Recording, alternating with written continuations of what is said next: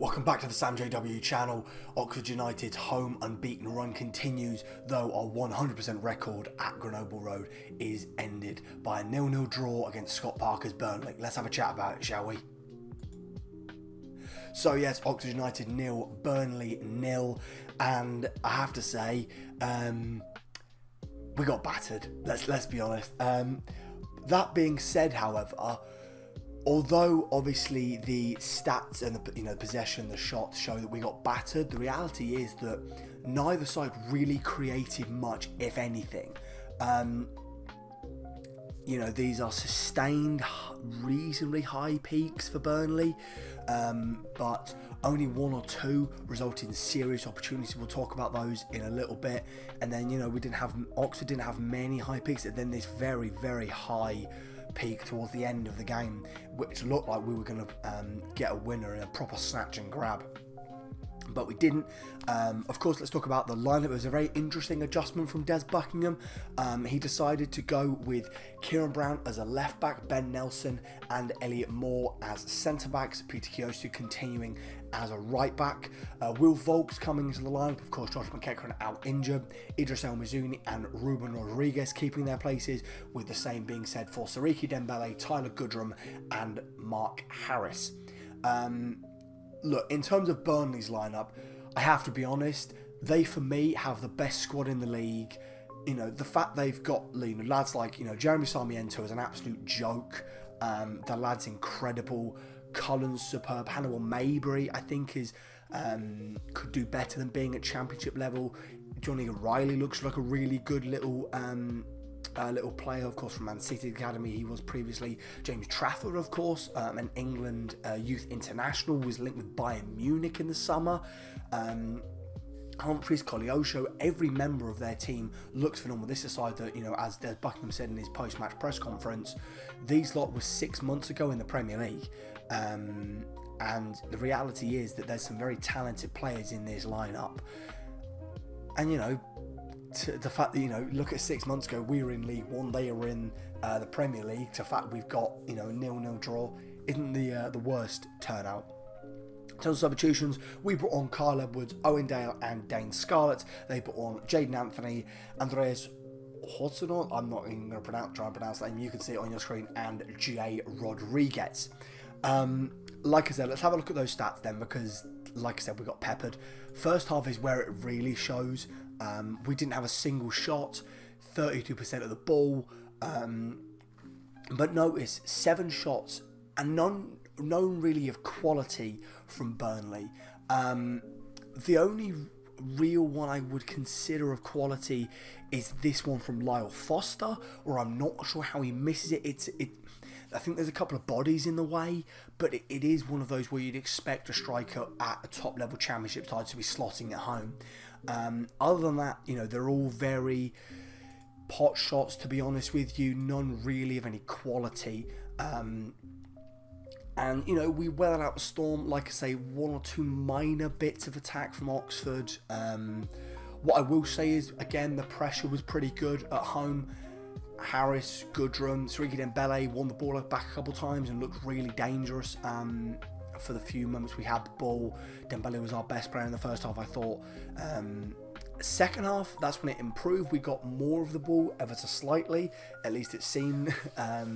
What I will say, more shots than the first half, easy to go up from 0 shots to 0 on target. Burnley had 1 extra shot on target, 1 clear-cut chance, which again we'll talk about in a second. They had more of the ball, they were better with the ball, but overall, again, just a lack of quality from both sides. In terms of kind of the proper missed opportunities, I think if we could just go through the cycle here, this one from the substitute Hortonji, I'm going to guess. Like I say, that's probably not his name at all. I probably butchered that, but we'll go with that. Hortonji, this is a superb opportunity. The ball is worked out wide. I believe it's Jaden Anthony that fizzes it across and just somehow it's put by Hortonia. It's a golden opportunity for Burnley, and again, I'm not sure how he's missed it. There was a decent effort from Sarmiento, had a good effort, and so did Koleosho from range. It's a fantastic save by Jamie Cumming, but again, just in moments, real lacking of quality from Burnley. They were, happy to have the ball and happy to control. That's of course Scott Parker's style. He likes to control the possession, dictate the tempo of the game. I mean, this is the first time that Oxford have been denied a goal at Grenoble Road this season, and also the first time that Oxford haven't had the better of the ball at Grenoble Road this campaign. Obviously, like I said, Burnley, in my opinion, the best team in the league, so that's not entirely surprising. If you look at the 3 shots here, so they were all very late on, and this is the period of time where Oxford started to have a bit of decent control of the game, started to work it well, and we look really bright. There's a lovely bit of move. I believe it's this shot from Tyler Goodrum, where the ball's recycled by Rodriguez, who wins back possession, takes it in Goodrum, and it's really well blocked by the defender. I believe it might have been Humphreys, that blocked it. Look, decent bit of defending. That was our only real decent attack of this game. Like I say, it was a massive lack of quality from both sides, really. And look, Des said he was very happy. Like I said, I would be very happy as well. Like I said, best team in the league, and to get a 0-0 draw is not an awful thing. That could be a very, very important point come the end of the campaign, especially also given the 2 games we've got coming up. But again, in a minute we'll touch on that. Best performance, I thought this was Peter Kiyoso's best performance. I didn't see him make any major mistakes, which has been kind of the hallmark of the majority of his Oxford career so far. Didn't see him make any major mistakes. Ben Nelson, I thought, came to life and was superb. I didn't see him make any errors. That big body, a bit like Elliot Moore, big body. The wonderful thing about Ben Nelson is obviously he's good with both feet. Played on the left-hand side of that middle 2 and was superb. And look, I think he's a superb little signing on loan from Leicester City, and it's quite funny that we've got 2 former Leicester lads at the centre of our defence. They performed pretty well at the weekend. Kieran Brown, although it's interesting, he got both Fort Mob and the sponsors man of the match.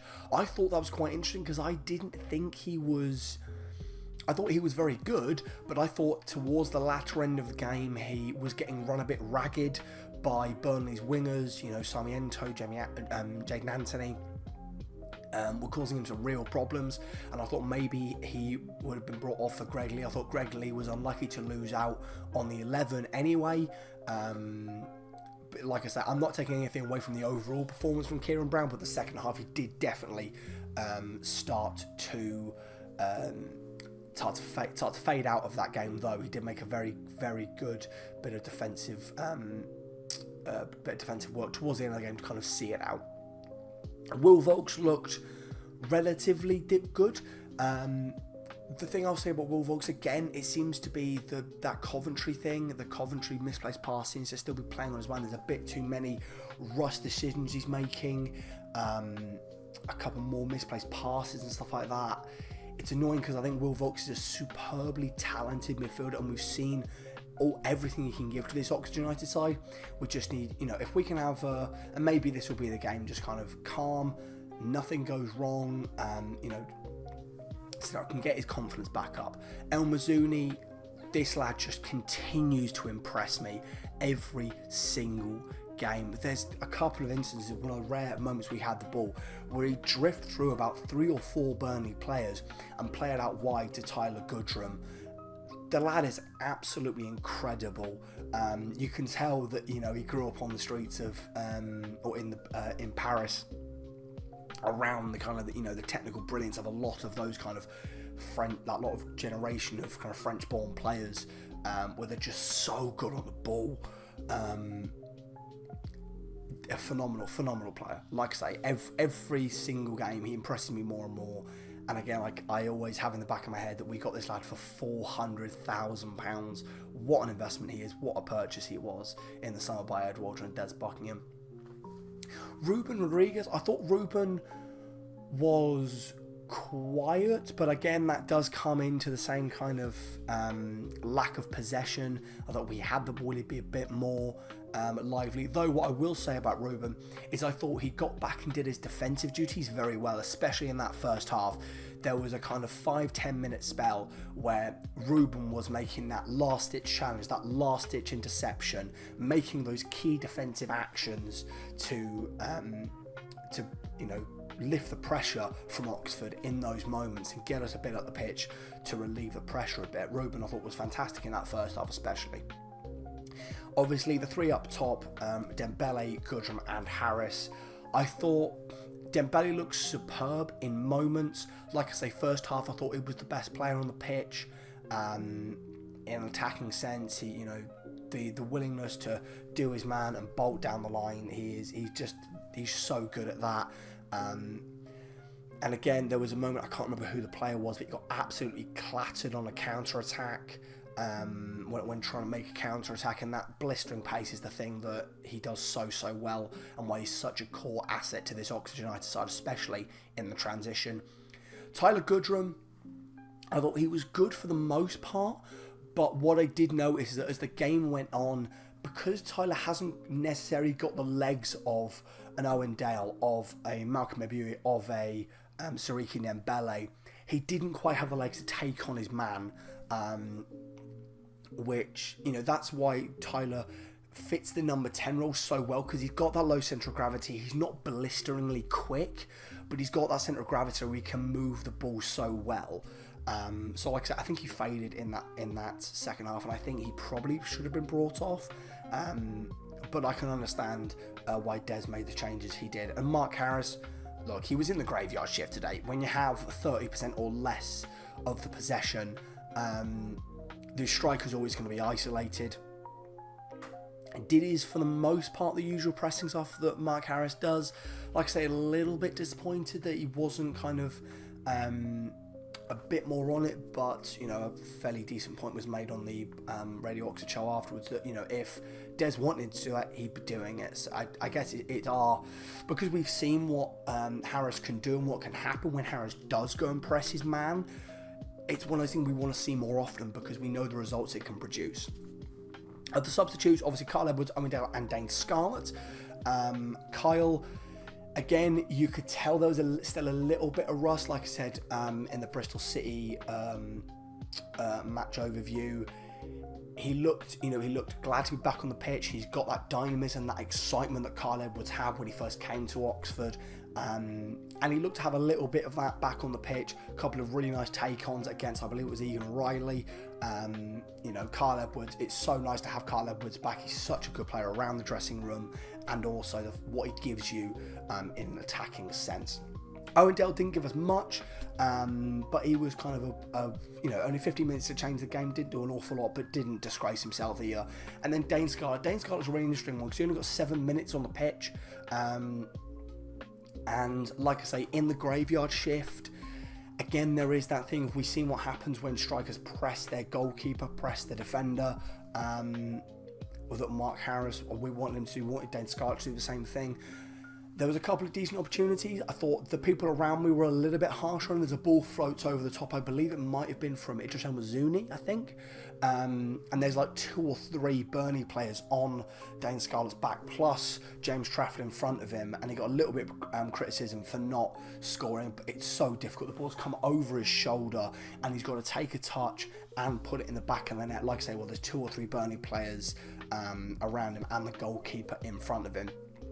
That was, look, Dane Scarlett's still yet to have that kind of standout, decent performance for Oxford, but I'm not going to critique him too much for only getting what was about 10 minutes on the pitch when you add the additional time. Overall, I thought it was a fairly decent showing from Oxford United. And,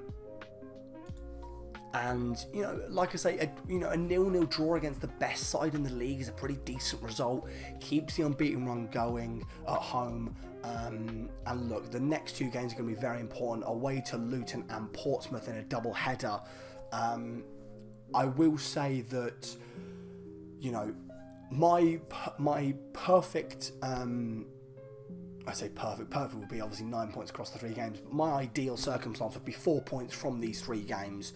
We've got 1 already against Burnley.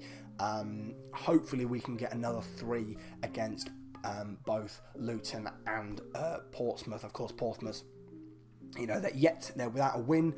It'd be very oxygenated for them to get their first win of the campaign against us. And of course, Luton, you know, our first time facing Luton in a few years, and obviously we've got a lot of history with these 2 sides, so it's going to be 2 very interesting away trips for the Yellow Army. And speaking of the support, I wanted to quickly mention that because I thought overall, if you look at it was a very boring game. That first half was absolutely diabolical, I think. Overall, I thought the Burnley fans made a decent amount of noise. Look, you know about the acoustics problem at Grenoble Road, where you can't really hear the away support, even if they are making a lot of noise. We in the Jim Smith stand, we weren't making an awful lot either. But we picked up a little bit, we improved. I thought we improved quite a bit in the second half. Again, it doesn't help that the game was shocking.